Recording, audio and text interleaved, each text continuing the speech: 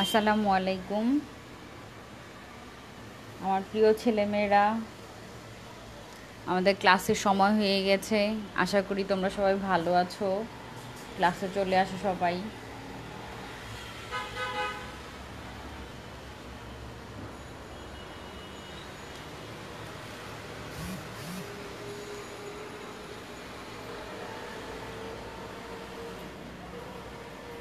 ঈদের পর আজকে আমাদের প্রথম ফিনান্স ক্লাস। সবাই ক্লাসে দ্রুত চলে আসো। আর সবার নিশ্চয় মনে আছে ক্লাসে আসার সঙ্গে সঙ্গে সবাইকে প্রথম নিজের রোলটা লিখে ফেলতে হবে। ভেরি গুড সিদ্রাতুল, মনে আছে তাহলে? কেমন আছো সবাই তোমরা? ওয়ালাইকুম আসসালাম, আলহামদুলিল্লাহ আমি ভালো আছি। রাহাত কেমন আছো তুমি? সাকিব, সিদ্রাতুল, সবাই আশা করি ভালো আছো।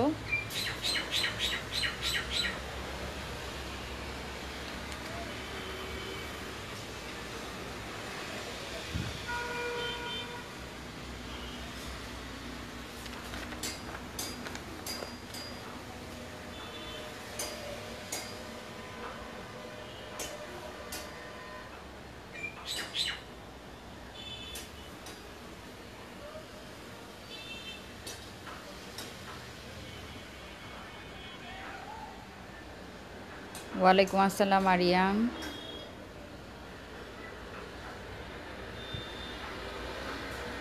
ওয়ালাইকুম আসসালাম ঐশী।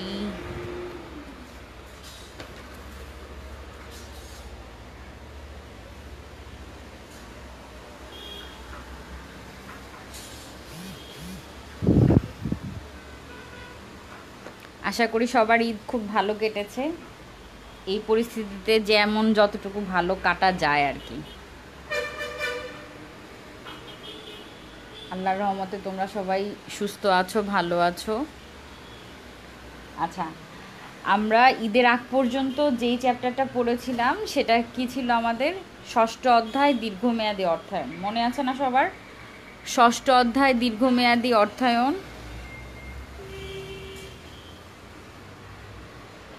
ষষ্ঠ অধ্যায় দীর্ঘমেয়াদী অর্থায়নের আমি তোমাদের কোশ্চেন দিয়েছিলাম, মনে আছে সবার? কোশ্চেন দিয়েছি, সূত্র দিয়েছি, ম্যাথ করানো হয়েছে। আমাদের যে ম্যাথগুলো করিয়েছি সেই ম্যাথগুলো ইম্পর্টেন্ট, সাধারণত সেগুলোই পরীক্ষায় বেশি আসে। ঠিক আছে, সেগুলো বাসায় ভালো মতো প্র্যাকটিস করবে। আর আমরা এখন আজকে যেই চ্যাপ্টারটা শুরু করব,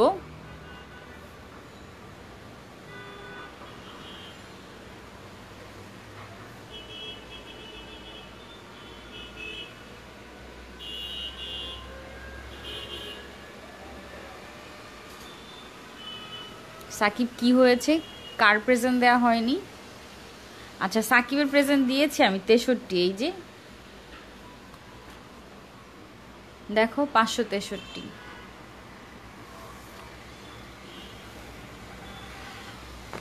আচ্ছা ঠিক আছে, এবার পড়াশোনায় চলে আসি।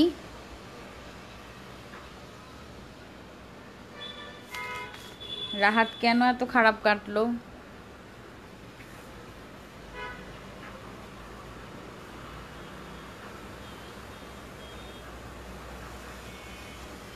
ওয়ালাইকুম আসসালাম শান্তা। আচ্ছা, এবার আমরা যেই চ্যাপ্টারটা শুরু করব, চ্যাপ্টারটা হলো আমাদের সপ্তম অধ্যায় মূলধন ব্যয়। সপ্তম অধ্যায় মূলধন ব্যয়, কস্ট অফ ক্যাপিটাল।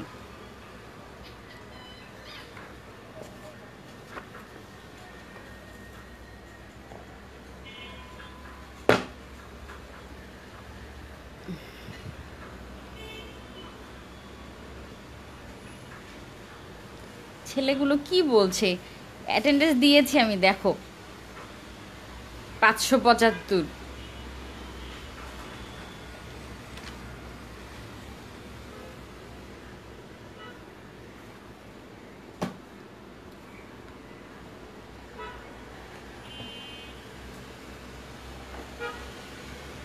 আচ্ছা, সপ্তম অধ্যায়ের প্রথম যে ইম্পর্টেন্ট কোশ্চেনগুলো আছে সেই কোশ্চেনগুলো আগে দেখে নাও সবাই, তারপরে আমরা আস্তে আস্তে আলোচনা শুরু করব।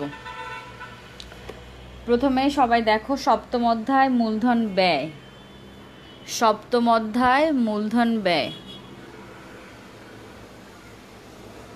রাফি আমি দিয়েছি 524, আলামিন অ্যাটেন্ডেন্স দেয়া হয়েছে। আচ্ছা দেখো প্রথম প্রশ্ন, দেখো জ্ঞানমূলক প্রশ্নসমূহ সপ্তম অধ্যায়ের মূলধন ব্যয়। ইম্পর্টেন্ট যে কোশ্চেনগুলো আছে সেগুলো আমি একসাথে করে তোমাদেরকে দিয়ে দিচ্ছি, পরবর্তীতে আমরা একটা একটা করে আলোচনা করে যাব, ঠিক আছে? প্রথম প্রশ্ন দেখো, সবার সামনে বই, খাতা, কলম, পেন্সিল, স্কেল এগুলো নিয়ে বসবে, ঠিক আছে?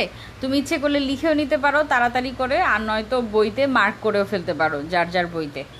দেখো প্রথম প্রশ্ন, জ্ঞানমূলক প্রশ্ন 1 নাম্বার, মূলধন ব্যয় কি? মূলধন ব্যয় কি? ওয়েলকাম। আচ্ছা শান্তা, ঠিক আছে, ফেভারিট চ্যাপ্টার ছিল, আবার আমরা পড়ি। এখন 9, 10 শেষ, এখন 11, 12।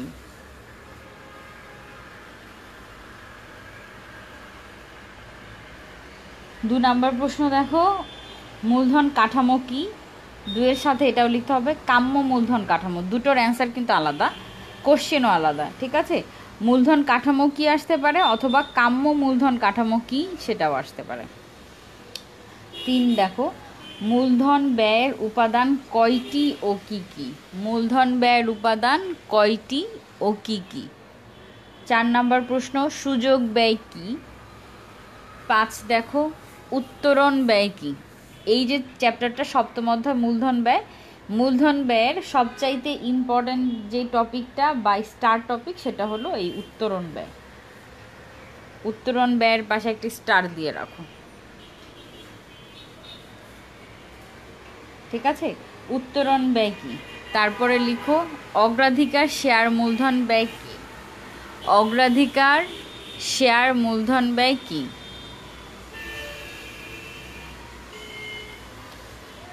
অগ্রাধিকার শেয়ার মূলধন ব্যয় কি? তারপরে সংরক্ষিত তহবিলের ব্যয় কি? সংরক্ষিত তহবিলের ব্যয় কি?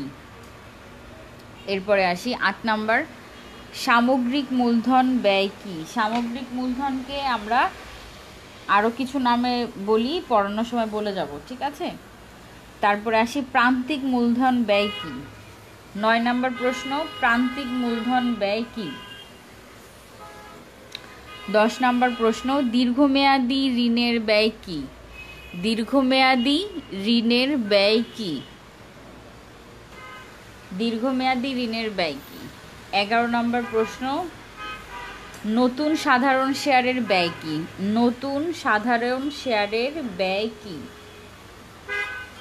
তারপর আসি 12তে, দেখো স্থির প্রবৃদ্ধি মূল্যায়ন মডেল কি? স্থির প্রবৃদ্ধি মূল্যায়ন মডেল কি?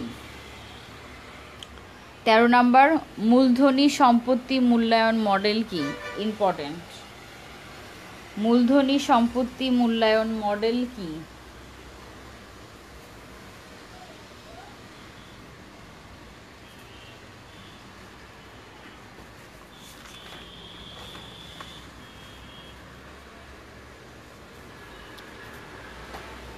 মূলধনী সম্পত্তি মূল্যায়ন মডেল কি? এটা হলো CAPM, ঠিক আছে, ক্যাপিটাল অ্যাসেট প্রাইসিং মডেল। আচ্ছা অনুধাবনমূলক প্রশ্নে আসি। অনুধাবনমূলক যে প্রশ্নগুলো ভালো মতো খেয়াল করবে, এই যে চ্যাপ্টারটা আছে এই চ্যাপ্টার থেকে কিছু ট্রিকি কোশ্চেন আসে, ঠিক আছে? দেখা যাবে কোশ্চেনের অ্যান্সারগুলো সব একই রকম, কিন্তু তোমার কোশ্চেন করার ধরন আলাদা আলাদা, তখন অ্যান্সার করার ধরনটা একটু চেঞ্জ করে দিতে হবে, কিন্তু অ্যান্সারগুলো সব একই ধরনের, একই অ্যান্সার, ঠিক আছে? আবারও বলছি, কোশ্চেনগুলো ঘুরে ফিরে একই ধরনের, অ্যান্সারের জন্য আলাদা আলাদাভাবে কোশ্চেন হবে, কিন্তু তোমাকে সেটা বুঝতে হবে, বুঝে অ্যান্সারটা করতে হবে, ঠিক আছে? অ্যান্সারগুলো একই টাইপের, কিন্তু কোশ্চেনের ধরনটা ভিন্ন ভিন্ন হয়ে থাকে, ট্রিকি টাইপের কোশ্চেন, ভালো মতো কোশ্চেনগুলো ধরতে হবে। আচ্ছা অনুধাবনমূলক যে প্রশ্ন আছে সেই প্রশ্নটা দেখো, 1 নাম্বার প্রশ্ন কি আছে? ইকুইটি বা মালিকি মূলধন ব্যয়যুক্ত নয় ব্যাখ্যা করো। ইকুইটি বা মালিকি মূলধন ব্যয়যুক্ত নয় ব্যাখ্যা করো। ইকুইটি অথবা মালিকি মূলধন ব্যয়যুক্ত নয় ব্যাখ্যা করো। 2 নাম্বার, সাধারণ শেয়ারের কোনো ব্যয় নেই। সাধারণ শেয়ার যেটা আমরা সাধারণ শেয়ার আছে আমাদের কোম্পানির বা যে কোনো যৌথ মূলধনী কোম্পানির যে সাধারণ শেয়ার আছে সেই শেয়ারের কোনো ব্যয় নেই, এই বক্তব্যের সাথে তুমি একমত কিনা ব্যাখ্যা করো। সাধারণ শেয়ারের কোনো ব্যয় নেই, তুমি কি একমত? ব্যাখ্যা করো।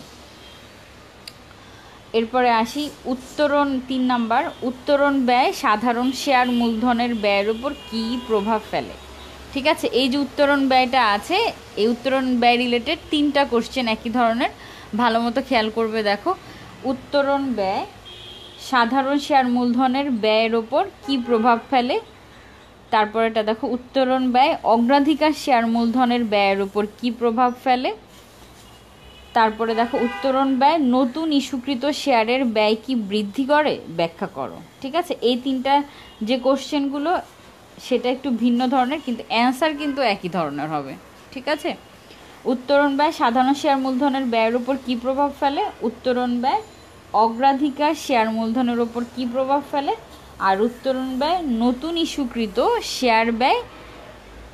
শেয়ারের যে ব্যয়টা আছে সেই ব্যয় কি বৃদ্ধি করে, ব্যাখ্যা করো। বা এভাবেও আসতে পারে, উত্তরণ ব্যয় নতুন ইস্যুকৃত শেয়ারের ব্যয়ের উপর কি প্রভাব ফেলে। ওকে, ওয়ালাইকুম আসসালাম লাবণ্য।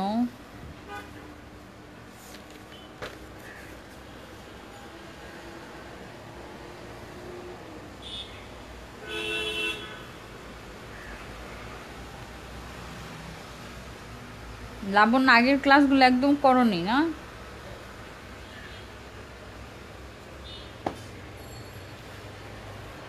আচ্ছা, এরপরে আসি 6 নম্বর প্রশ্ন, ভালো মতো খেয়াল করবে। নতুন ইস্যুকৃত সাধারণ শেয়ারের ব্যয় সংরক্ষিত মুনাফার ব্যয়ের চেয়ে বেশি হয় কেন, ব্যাখ্যা করো। যৌথ মূলধনী কোম্পানি যখন নতুন করে শেয়ার ইস্যু করে, সেই শেয়ারের ব্যয় সংরক্ষিত যে মুনাফার ব্যয় আছে সেই ব্যয়ের চাইতে বেশি হয় কেন, ব্যাখ্যা করো। আচ্ছা, তারপরে আসি, সংরক্ষিত মুনাফা হতে মূলধন সংগ্রহ ব্যয়যুক্ত। সংরক্ষিত মুনাফা হতে মূলধন সংগ্রহ ব্যয়যুক্ত, ব্যাখ্যা করো। অর্থাৎ তোমার যে সংরক্ষিত মুনাফা আছে সেই মুনাফা হতে যে তুমি মূলধনটা সংগ্রহ করছো সেটা কি ব্যয়যুক্ত কিনা সেটা ব্যাখ্যা করো। এরপরে আসি, ঋণ মূলধনের ব্যয় সাধারণ শেয়ার মূলধনের ব্যয়ের তুলনায় কম হয় কেন, ব্যাখ্যা করো। ঋণ থেকে আমরা যে মূলধনটা নেই সেটার ব্যয় সাধারণ শেয়ার মূলধনের যে ব্যয় আছে সেটার তুলনায় কম হয় কেন, ব্যাখ্যা করো।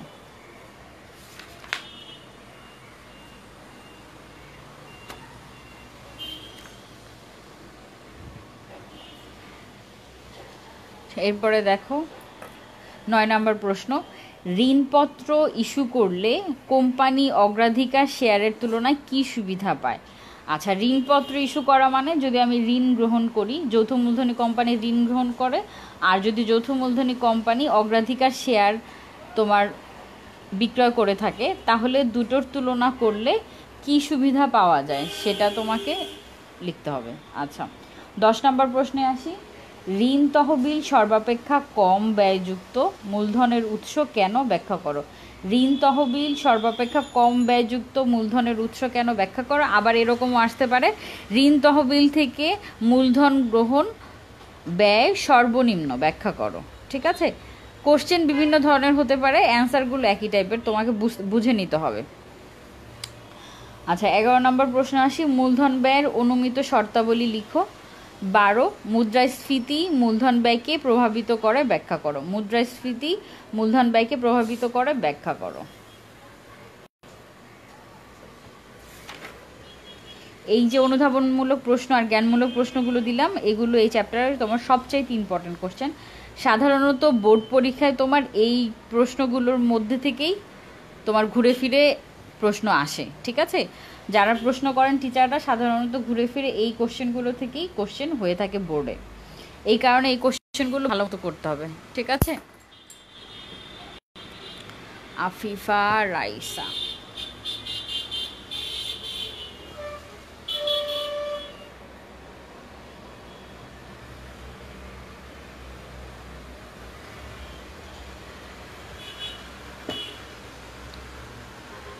এই ছিল আমাদের প্রশ্নগুলো আমি ক্লাস শেষ করে তারপরে তোমাদের একটা তোমার একটা ছবি তুলে কমেন্টে ইনবক্স করে দিব, ঠিক আছে?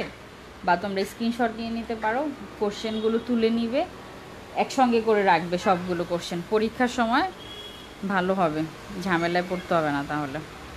আচ্ছা, এবার আমরা একটা একটা করে প্রশ্ন অ্যান্সার শুরু করছি। সপ্তম অধ্যায় আমাদের মূলধন ব্যয়। আগের চ্যাপ্টারের ম্যাথগুলো ভালো মতো সবাই শেষ করবে।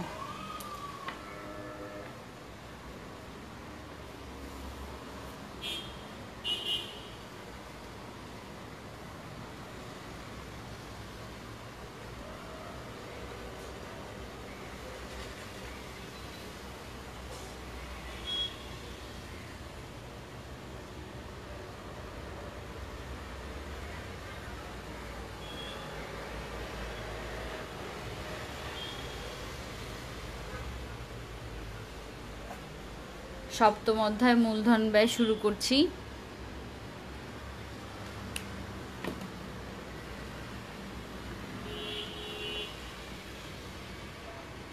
এক নাম্বার প্রশ্ন যেটা আছে সেই প্রশ্নটা ভালো মতো খেয়াল করো। মূলধন ব্যয় কাকে বলে?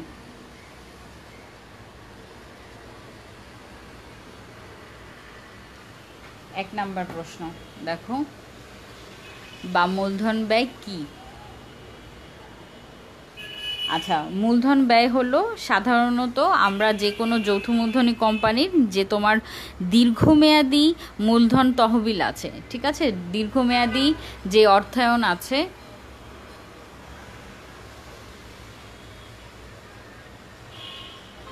ফাহিম 572।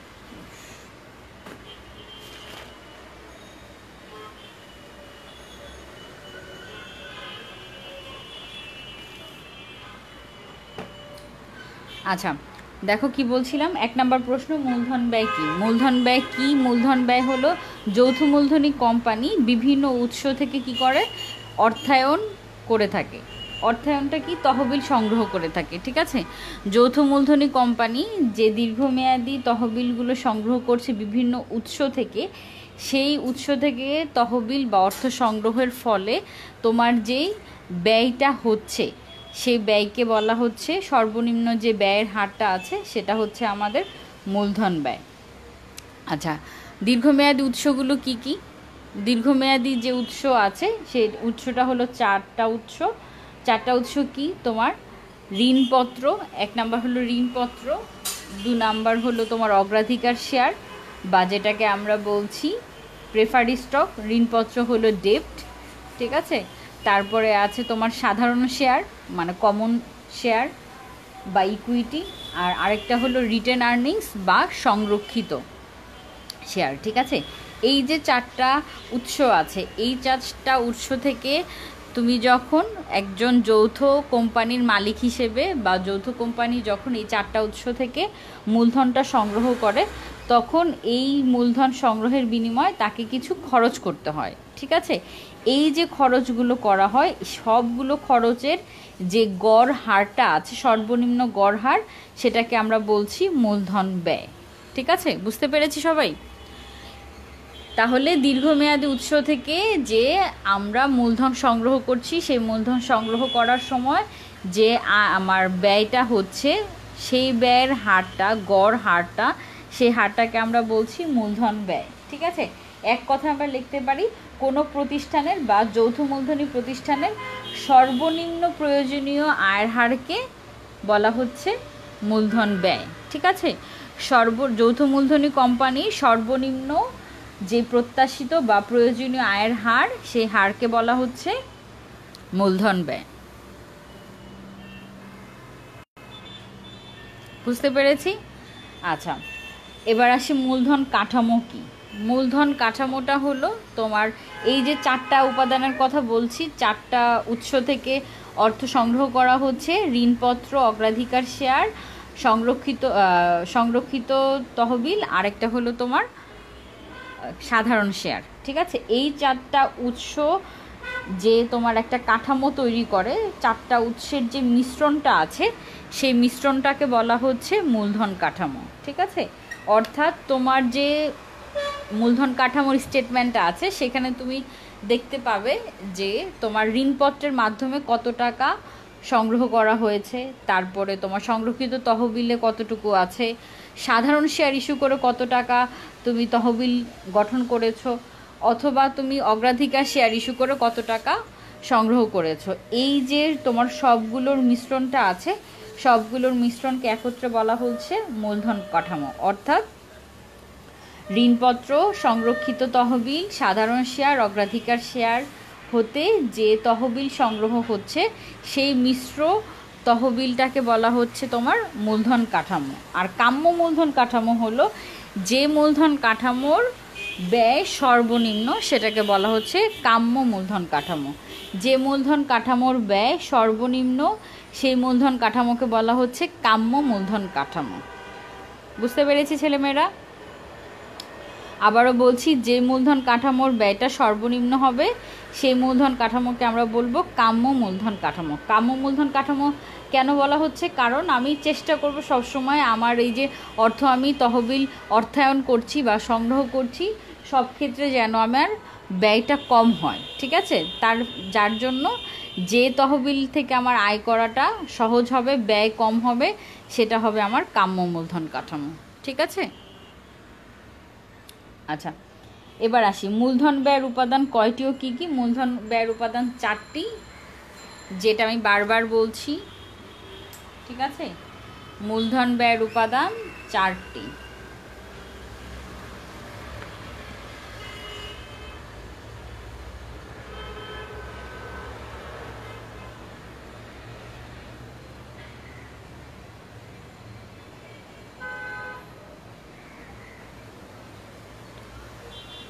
মূলধন ব্যয়ের উপাদান 4টি, যথা কি হবে? 1 নাম্বার দেখো, 1 নাম্বার হলো তোমার ঋণপত্রর ব্যয়, ঠিক আছে? ঋণপত্রের ব্যয়।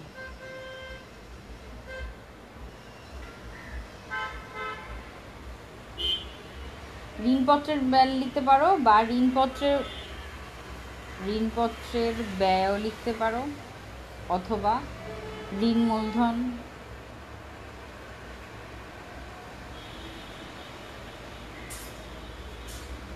অথবা হতে পারে ডেপ্ট ক্যাপিটাল, মানে ডিবেঞ্চার ক্যাপিটাল, ঠিক আছে? কস্ট অফ ডেপ্ট,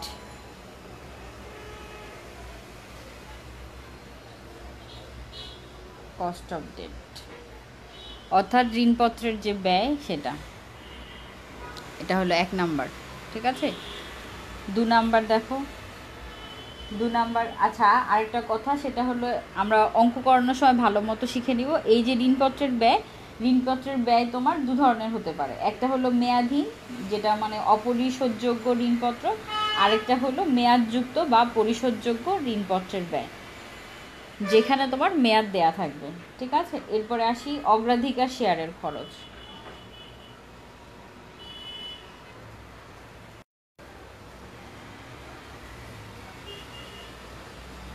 অগ্রাধিকার শেয়ারের খরচ,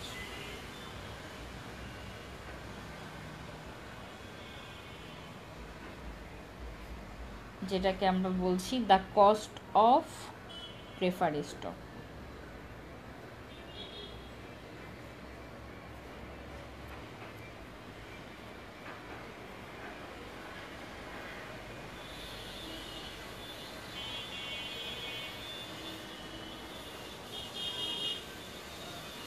ঠিক আছে, দ্য কস্ট অফ প্রেফারি স্টক। এই অগ্রাধিকার শেয়ার তোমার ঋণপত্রের মতোই আবার দুভাগে ভাগ করা হয়। একটা হলো মেয়াদহীন, যেটা অপরিশোধযোগ্য, অর্থাৎ তোমার ইরিডিমেবল, আরেকটা হলো রিডিমেবল, যেটা তোমার পরিশোধযোগ্য, ঠিক আছে, মানে মেয়াদযুক্ত। 3 নাম্বার আসি, 3 নাম্বার হলো তোমার সাধারণ শেয়ারের মূলধন খরচ।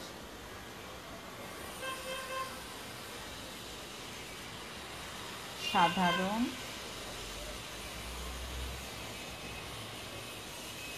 শেয়ারের খরচও লিখতে পারো বা মূলধন খরচও লিখতে পারো, ঠিক আছে? দ্য কস্ট অফ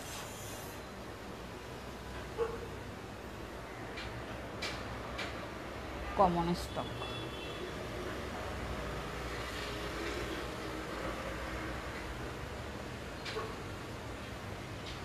ওকে, 4 নাম্বারটা দেখো। 4 নাম্বারটা হলো তোমার সংরক্ষিত তহবিল বা বলতে পারো সংরক্ষিত মুনাফার ব্যয়, the cost of written earnings.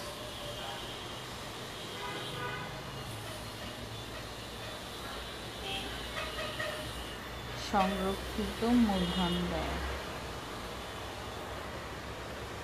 মূলধনও লিখতে পারবা, মুনাফাও লিখতে পারো।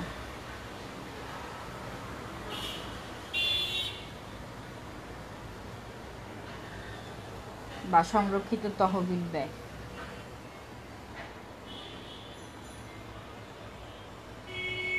ব্যয় বা খরচ।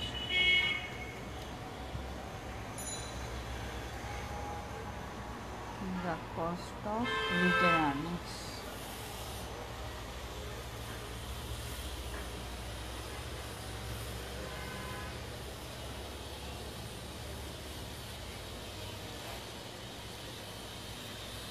ঠিক আছে। আচ্ছা, এই যে 4টা বলছি উপাদান, বারবার কিন্তু এই চ্যাপ্টার পড়ানোর সময়, অঙ্ক করানোর সময় এই 4টা উপাদানই বারবার আসবে। ঠিক আছে, ভালো মতো এই কারণে খেয়াল করো। ঋণপত্রের ব্যয় বা ঋণ মূলধন ব্যয় বা তোমার ডেপ্ট ক্যাপিটাল, যেটাকে বলি আমি কস্ট অফ ডেপ্ট। তারপরে আছে তোমার অগ্রাধিকার শেয়ারের খরচ, অর্থাৎ the cost of preferred stock. সাধারণ শেয়ারের মূলধন, the cost of common stock. সংরক্ষিত মূলধন বা মুনাফার ব্যয় বা মুনাফার কস্ট খরচ, the cost of return earnings. ঠিক আছে, এই 4টা হলো মূল উপাদান। এই 4টা উপাদান দিয়ে আমরা অঙ্ক করব, থিওরি শিখবো। ঠিক আছে, বারবারই কিন্তু 4টা উপাদান আসবে, 4টা উপাদান ভালো মতো মনে রাখবে। ওকে, তাহলে মূলধন ব্যয়ের উপাদান কয়টি? 4টি। কি কি? যে 4টা লিখে দিলাম সেই 4টা। ঠিক আছে,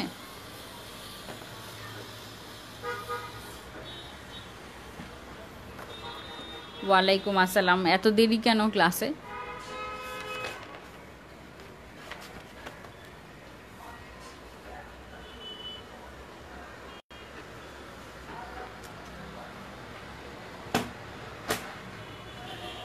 আচ্ছা, এরপরে আসি সুযোগ ব্যয় কি। সুযোগ ব্যয় হলো অপরচুনিটি কস্ট। ঠিক আছে, অপরচুনিটি কস্ট কি? ধরো তোমার কাছে যেই তহবিল আছে, সেই তহবিল দিয়ে তোমার সামনে একাধিক প্রকল্প আছে বিনিয়োগ করার জন্য। তখন তুমি সবগুলো প্রকল্পতে বিনিয়োগ করতে পারছো না, যে কোনো একটি বা দুটো প্রকল্পে তোমার বিনিয়োগ করতে হচ্ছে। যে প্রকল্পগুলোতে তুমি বিনিয়োগ করতে পারতে যদি তোমার তহবিল থাকতো, কিন্তু তহবিল না থাকার কারণে, মানে যথেষ্ট তহবিল না থাকার কারণে তুমি সবগুলো প্রকল্পে বিনিয়োগ করতে পারছো না। ঠিক আছে, এর ফলে যে প্রকল্পে বিনিয়োগ করার সুযোগ থাকা সত্ত্বেও তুমি অর্থের অভাবে বিনিয়োগ করতে পারছো না, সেখান থেকে তোমার যেই আয় হওয়ার সম্ভাবনা ছিল, সেই ব্যয়টাকে বলা হচ্ছে সুযোগ ব্যয়। ঠিক আছে, আচ্ছা একটা উদাহরণ দিয়ে বলি। ধরো তুমি একটা তোমার কাছে 10 লক্ষ টাকা আছে। ঠিক আছে, সামনে তোমার কাছে 3টি প্রকল্প আছে, কিন্তু 3টি প্রকল্পতে বিনিয়োগ করতে হলে তোমার 15 লাখ টাকা লাগবে, কিন্তু তোমার এই যে 15 লাখ টাকা নেই, তার কারণে তুমি 3টি প্রকল্পে বিনিয়োগ না করতে পেরে 2টো প্রকল্পতে বিনিয়োগ করছো। ঠিক আছে, 3টার জায়গায় যখন 2টো প্রকল্পতে বিনিয়োগ করলে একটা প্রকল্প তোমার অর্থের অভাবে ছেড়ে দিতে হলো। ঠিক আছে, এই যে প্রকল্পতে তুমি বিনিয়োগ করতে পারছো না অর্থের অভাবে, সেই প্রকল্পতে বিনিয়োগ করলে পরে তুমি যে মুনাফা অর্জন করতে বা যে আয় অর্জন করতে, সেই আয়টা করতে না পারার যে তোমার কি বলবো সম্ভাবনা ছিল, সেই আয়টা তুমি উপার্জন করতে না পারার জন্য যে ব্যয়টা হচ্ছে, সেটাকে বলা হচ্ছে সুযোগ ব্যয়। অর্থাৎ সুযোগ থাকার ফলেও যেটা তোমার ব্যয় হয়ে যাচ্ছে। তোমার যদি এখানে যথেষ্ট পরিমাণ মূলধন থাকতো বা ধরো 15 লক্ষ টাকা থাকতো, তাহলে তুমি 3টা প্রকল্পে বিনিয়োগ করতে পারতে এবং 3টা প্রকল্প থেকেই তোমার আয় হতো। ঠিক আছে, সেখানে তুমি 3টি প্রকল্পের জায়গায় 2টো প্রকল্পতে বিনিয়োগ করলে একটা প্রকল্প ছেড়ে যেতে হলো। যে প্রকল্পটা তুমি ছেড়ে দিলে, সেই প্রকল্পতে বিনিয়োগ করলে তুমি যে আয় পাওয়ার সম্ভাবনা ছিল, সেই আয়ের ছেড়ে দেওয়াকে বলা হচ্ছে সুযোগ ব্যয়। ঠিক আছে, আয়টা করতে না পারার তোমার যে সম্ভাবনাটা ছিল সেটাকে বলা হচ্ছে সুযোগ ব্যয়। অর্থাৎ যখন কোনো একটি প্রকল্পে বিনিয়োগ করলে অন্য আরেকটি প্রকল্পে বিনিয়োগের সুযোগ ত্যাগ করতে হয়, ওই ত্যাগকৃত বিনিয়োগ হতে তোমার যে সম্ভাব্য আয়ের সুযোগ ছিল সেটাকে বলা হচ্ছে সুযোগ ব্যয়। আচ্ছা, এরপরে আসি উত্তরণ ব্যয়। উত্তরণ ব্যয়টাও ইম্পর্টেন্ট, সুযোগ ব্যয়ও ইম্পর্টেন্ট, কিন্তু উত্তরণ ব্যয়টা আরও বেশি ইম্পর্টেন্ট। আচ্ছা, উত্তরণ ব্যয় কী? উত্তরণ ব্যয় হলো যখন তুমি কোনো শেয়ার ইস্যু করবে বা নতুন শেয়ার ইস্যু করার সময় তোমার কিছু খরচ আছে, বিক্রয় বাবদ কিছু খরচ হয়, তারপরে দেখো তোমার অবলেখক হিসেবে অবলেখককে কিছু ফি দিতে হয়, অবলেখক কমিশন ফি যেটাকে আমরা বলে থাকি, তারপরে কিছু আইনি খরচ আছে, তারপরে কিছু দালালি খরচ আছে। এই যে খরচগুলো আছে সেই খরচগুলোকে বলা হচ্ছে উত্তরণ ব্যয়। ঠিক আছে? অর্থাৎ কোনো কোম্পানি যখন শেয়ার ইস্যু করে বা আর্থিক সম্পদ ইস্যু করে, সেটা ইস্যু করার সময় বিক্রয় বাবদ এবং তোমার আরও কিছু যে খরচ আছে, যেমন অবলেখক খরচ বা অবলেখক কমিশন ফিস, আইনি খরচ, দালালি খরচ, এই যে ব্যয়গুলো বহন করতে হয় সেই ব্যয়গুলোকে বলা হচ্ছে উত্তরণ ব্যয়। ঠিক আছে? এই উত্তরণ ব্যয়ের ফলে কিন্তু আমাদের মূলধন ব্যয়টা বৃদ্ধি পায়। ঠিক আছে? উত্তরণ ব্যয়ের ফলে মূলধন ব্যয়টা বৃদ্ধি পায়। উত্তরণ ব্যয়টা ভালো মতো শিখে নেবেন। ঠিক আছে? উত্তরণ ব্যয় কিন্তু খুবই ইম্পর্টেন্ট। তাহলে উত্তরণ ব্যয় কোনগুলো? কোনো শেয়ার ইস্যু করার সময় বিক্রয় বাবদ যে খরচগুলো হয় সেই খরচগুলো, এছাড়া তোমার অবলেখক খরচ, দালালি খরচ, আইনি খরচ, এই সবগুলো হলো উত্তরণ ব্যয়। ঠিক আছে? মনে থাকবে? আচ্ছা, এরপরে আসি, দেখো প্রশ্ন হলো অগ্রাধিকার শেয়ার মূলধন ব্যয়। আচ্ছা, অগ্রাধিকার শেয়ার কোনগুলো? যেই শেয়ারের মালিকগণ সাধারণ শেয়ার হোল্ডারদের পূর্বে লভ্যাংশ পেয়ে থাকে, ঠিক আছে, সেই শেয়ারগুলোকে আমরা বলছি অগ্রাধিকার শেয়ার। এর আগেও বলেছি ক্লাসে অগ্রাধিকার শেয়ার মূলধন। তাহলে কি হবে? এই যে অগ্রাধিকার শেয়ার হোল্ডাররা আছে তাদের কাছে শেয়ার ইস্যু করে আমি যেই তহবিলটা গঠন করছি, অর্থাৎ মুনাফা বা মূলধন গঠন করছি, সেটা হলো আমার অগ্রাধিকার শেয়ার মূলধন। আর ব্যয় কোনটা হবে? এই যে অগ্রাধিকার শেয়ার হোল্ডাররা আছে তাদেরকে লভ্যাংশ প্রদান করতে হয়। ঠিক আছে? কোম্পানির একটা লভ্যাংশ প্রদান করতে হচ্ছে, এই যে লভ্যাংশটা আমার প্রদান করতে হচ্ছে, এবং অগ্রাধিকার শেয়ার ইস্যু করার সময় কিছু উত্তরণ ব্যয় হয়। ঠিক আছে? এই যে উত্তরণ ব্যয় অগ্রাধিকার শেয়ার ইস্যু করার সময় খরচ হচ্ছে, এই খরচগুলোকে বলা হচ্ছে অগ্রাধিকার শেয়ার মূলধন ব্যয়। তাহলে অগ্রাধিকার শেয়ার হোল্ডারদের আমরা যেই লভ্যাংশ দিচ্ছি প্লাস উত্তরণ ব্যয় হচ্ছে যেইগুলো, মানে শেয়ারটা ইস্যু করার সময় যেই ব্যয়গুলো হচ্ছে সেগুলোকে বলা হচ্ছে অগ্রাধিকার শেয়ার মূলধন ব্যয়। ঠিক আছে?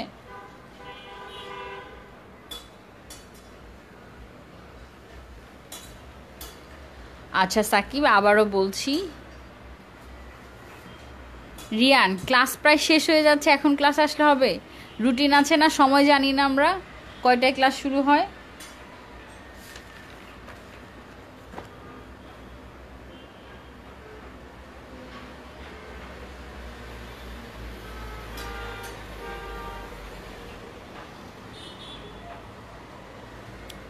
আচ্ছা সাকিব, আবারও বলছি, উত্তরণ ব্যয় ভালো মতো খেয়াল করবে। উত্তরণ ব্যয়টা হলো মোস্ট ইম্পর্টেন্ট টপিক এই চ্যাপ্টারের জন্য। উত্তরণ ব্যয় বা ফ্লোটেশন কস্ট, ফ্লোটেশন কস্ট হলো তোমার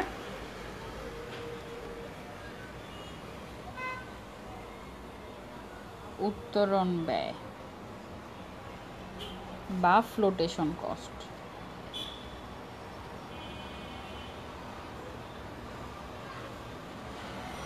আচ্ছা, যখন যৌথ মূলধনী কোম্পানি তোমার শেয়ার ইস্যু করে, শেয়ার ইস্যুর সময় তোমার বিক্রয় বাবদ কিছু খরচ হয়। ঠিক আছে? যখন তুমি বিক্রি করবে শেয়ারটা, সে বিক্রয় বাবদ খরচ যোগ অবলেখক খরচ। ঠিক আছে? অবলেখক খরচ লিখতে পারো বা অবলেখক কমিশন ফি, অবলেখক কমিশন ফি, তারপরে তোমার দালালি খরচ,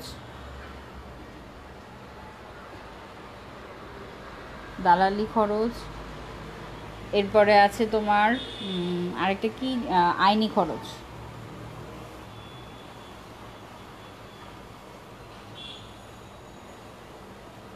ইত্যাদি। ঠিক আছে, এগুলো হলো আমাদের উত্তরণ ব্যয়। যখন কোম্পানি, যৌথ মূলধনী কোম্পানি শেয়ারটা ইস্যু করবে, নতুন শেয়ার ইস্যু করার সময় তুমি যে বিক্রি করছো সেই বিক্রি বাবদ কিছু খরচ আছে। ঠিক আছে, সেই খরচ অবলেখক কমিশন ফি। অবলেখক কে? অবলেখক হলো তোমার যে কোনো তোমার ধরো এই অর্থায়ন সম্পর্কিত কিছু কর্পোরেশন আছে না, ফিনান্সিয়াল কর্পোরেশন, তারপরে ব্যাংক, বিমা প্রতিষ্ঠান। ঠিক আছে, তারা কি করে, তোমার শেয়ার, তুমি যৌথ মূলধনী কোম্পানি যদি শেয়ার বিক্রি করতে চাও, তারা অবলেখক হিসেবে কাজ করে থাকে, তোমার শেয়ার বিক্রয়ের দায়িত্ব নিয়ে থাকে। ঠিক আছে, শেয়ার বিক্রয়ের দায়িত্ব নিয়ে থাকে, তারা হলো অবলেখক। তারা কি করে, তোমার কাছে তোমার যে শেয়ার বিক্রির ঝুঁকিটা আছে সেই ঝুঁকিটা বহন করে। সেই ঝুঁকি বহন করার বিনিময়ে তাকে কিছু প্রিমিয়াম হিসেবে অর্থ প্রদান করতে হয় বা কমিশন ফি দিতে হয়। ঠিক আছে, ব্যাংকে বা ওই তোমার বিমা প্রতিষ্ঠান অথবা যে আর্থিক প্রতিষ্ঠান, ফিনান্সিয়াল তোমার কোম্পানিগুলো আছে, ঠিক আছে, সেই ফিনান্সিয়াল কোম্পানিকে একটা কমিশন দিতে হয়। কেন কমিশনটা দিতে হবে? আমার যে যৌথ মূলধনী কোম্পানির শেয়ারগুলো আছে সেই শেয়ার বিক্রয়ের দায়িত্ব গ্রহণ থাকে। এখানে আবার কয়েকটা ধরন আছে। একটা আছে তোমার অঙ্গীকার করে থাকে যে তোমার কোম্পানির সবগুলো শেয়ার সে বিক্রি করে দিবে ব্যাংক বা প্রতিষ্ঠানটি। যদি বিক্রি করতে না পারে, বাকি যে শেয়ারগুলো আছে সেই শেয়ারগুলো সে নিজে ক্রয় করে নেবে। এ ধরনেরও একটা আছে। আবার একটা আছে যে তোমার সর্বোচ্চ চেষ্টা করবে। সর্বোচ্চ চেষ্টা করা মানে তোমার যতগুলো শেয়ার আছে সবগুলো শেয়ার বিক্রির জন্য সর্বোচ্চ চেষ্টা করবে, পরবর্তীতে যদি বিক্রি করতে না পারে সেটা আবার তোমাকে ফেরত দিয়ে দিবে। ঠিক আছে, এটা হলো তোমার এই যে ঝুঁকিটা বহন করছে বা বিক্রির জন্য তোমার দায়িত্ব পালন করছে, সেই দায়িত্ব পালনের উদ্দেশ্যে অবলেখকদেরকে তোমার একটা কমিশন ফি দিতে হয়, যেটা নন নিগোশিয়েবল। ঠিক আছে, এই কমিশন ফিটার বাবদ কিছু খরচ আছে, সেটা উত্তরণ ব্যয়। তারপরে মনে করো দালালি খরচ। কিছু দালাল আছেন যারা তোমার শেয়ার বিক্রির দায়িত্ব নিয়ে থাকে বা দালালি করে থাকে, বিক্রি করে দেয়, তাদেরকে একটা খরচ দিতে হয়। আবার আইনি খরচ আছে। শেয়ার বিক্রয়ের সময় তোমার কিছু পেপারস ওয়ার্ক আছে, সেই পেপারস ওয়ার্ক করার জন্য তোমার কিছু আইনি খরচ বহন করতে হয়। এই সবগুলো খরচকে আমরা একত্রে বলছি উত্তরণ ব্যয়। উত্তরণ ব্যয়ের ফলে তোমার কি হয়, মূলধন ব্যয়টা বৃদ্ধি পায়।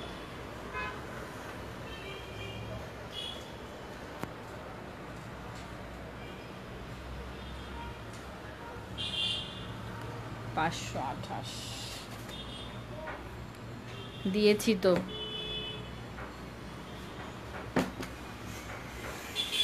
ঠিক আছে সাকিব, বুঝতে পেরেছি। বুঝতে না পারলে বলো, আমি আবারও বুঝিয়ে দিব।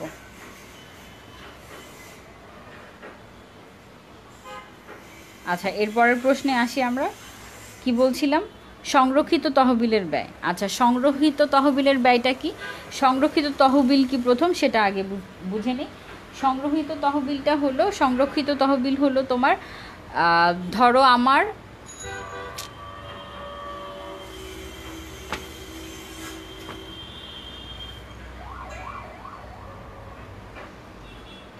হিয়া ক্লাস শেষ, এখন আসতে চলবে?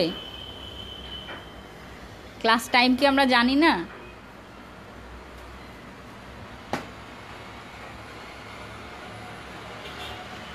আচ্ছা, সংরক্ষিত মূলধন বা মুনাফার ব্যয়, সংরক্ষিত তহবিল হলো তোমার, ধরো তুমি মুনাফা অর্জন করেছো যৌথ মূলধনী কোম্পানি হিসেবে, যে মুনাফাটা অর্জন করেছো সেই মুনাফার পুরোটাই তুমি বন্টন না করে বা নতুনভাবে আবার তুমি লভ্যাংশ হিসেবে বন্টন না করে বা বিনিয়োগ না করে যদি সংরক্ষণ করো পরবর্তী বিনিয়োগের জন্য, সেটাকে বলা হচ্ছে আমাদের সংরক্ষিত তহবিল। ঠিক আছে, সংরক্ষিত তহবিলের জন্য যে ব্যয়টা হচ্ছে সেটাকে আমরা বলছি সংরক্ষিত তহবিলের ব্যয়। ঠিক আছে, সংরক্ষিত তহবিলের ব্যয় কি? সংরক্ষিত তহবিলের ব্যয়টা মূলত সুযোগ ব্যয়, অর্থাৎ অপরচুনিটি কস্ট। কিভাবে অপরচুনিটি কস্ট? তোমার সংরক্ষিত তহবিলটা হলো যেটা আমি বন্টন না করে রেখে দিচ্ছি পরবর্তী বিনিয়োগের জন্য, ঠিক আছে? যদি আমি এটা এখন বর্তমান বিনিয়োগ করে ফেলতাম কোনো প্রকল্পে, তাহলে সেখান থেকে আমি একটা আয় করতে পারতাম, ঠিক আছে? যেহেতু আমি বিনিয়োগ না করে রেখে দিচ্ছি, এই কারণে এটাকে বলা হচ্ছে সুযোগ ব্যয়, ঠিক আছে? তাহলে মুনাফার যে অংশ শেয়ার মালিকদের মধ্যে আনুপাতিক হারে বন্টন না করে রেখে দেয়া হয় পুনঃবিনিয়োগ মানে পরবর্তী বিনিয়োগের জন্য, সেটাকে বলা হচ্ছে সংরক্ষিত তহবিল, ঠিক আছে? আর সংরক্ষিত তহবিলের জন্য যে ব্যয়টা হয়ে থাকে সেটা হলো সাধারণত সুযোগ ব্যয়। বুঝতে পেরেছি? এমসিকিউর জন্য ইম্পর্টেন্ট, জ্ঞানমূলকের জন্য ইম্পর্টেন্ট, অনুধাবনের জন্য ইম্পর্টেন্ট, ঠিক আছে?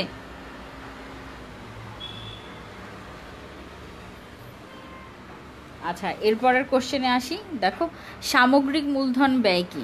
সামগ্রিক মূলধন ব্যয়টা হলো এই যে চারটা আমার মূলধন ব্যয়ের উপাদান আছে, ঠিক আছে? এই চারটি মূলধন ব্যয় উপাদানের তোমার যে ব্যয়টা আছে সেই ব্যয়ের মানে সবগুলোকে যোগ করব, ঠিক আছে? সবগুলো যে উপাদান আছে সে সবগুলো উপাদানের তোমার যোগ করে এটাকে গড় দিয়ে ভাগ করার পর যে গুণফলের তোমার একটা হার আসবে সেটাকে বলা হচ্ছে সামগ্রিক মূলধন ব্যয়। সামগ্রিক মূলধন ব্যয়কে ভার প্রদত্ত সামগ্রিক মূলধন ব্যয়কে আমরা WACC বলতে পারি। WACC, ঠিক আছে? অ্যাব্রিভিয়েশন আসতে পারে, WACCর অ্যাব্রিভিয়েশন আসতে পারে weighted average cost of capital, ঠিক আছে? Weighted average cost of capital. Class শেষ, এখন এসেছে, দেখো। ওয়ালাইকুম আসসালাম। ক্লাস শেষে এসে কি হবে?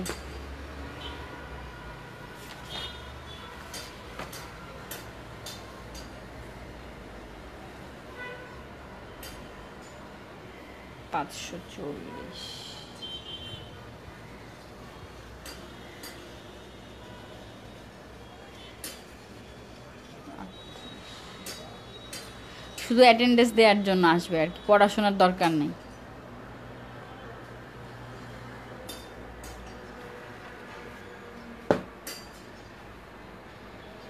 আচ্ছা, WACC weighted average cost of capital, এখান থেকে আমরা আগামীকাল পড়া শুরু করব, ঠিক আছে? আগামী ক্লাসে কেউ দেরি করবে না, সময় মতো চলে আসবে। আজকে 7টা প্রশ্ন শেষ হলো। আগামী ক্লাসে 8 নম্বর প্রশ্ন, সামগ্রিক মূলধন ব্যয় বা weighted average cost of capital, ভাড়ারোপিত তোমার গড় মূলধন ব্যয় বা সামগ্রিক গড় মূলধন ব্যয় যেটাকে আমরা বলছি, সেখান থেকে আগামী ক্লাসে শুরু করব, ঠিক আছে? সবাই ভালো থেকো, সুস্থ থেকো। আগামী ক্লাসে সময় মতো ক্লাসে আসবে, ঠিক আছে? আল্লাহ হাফেজ।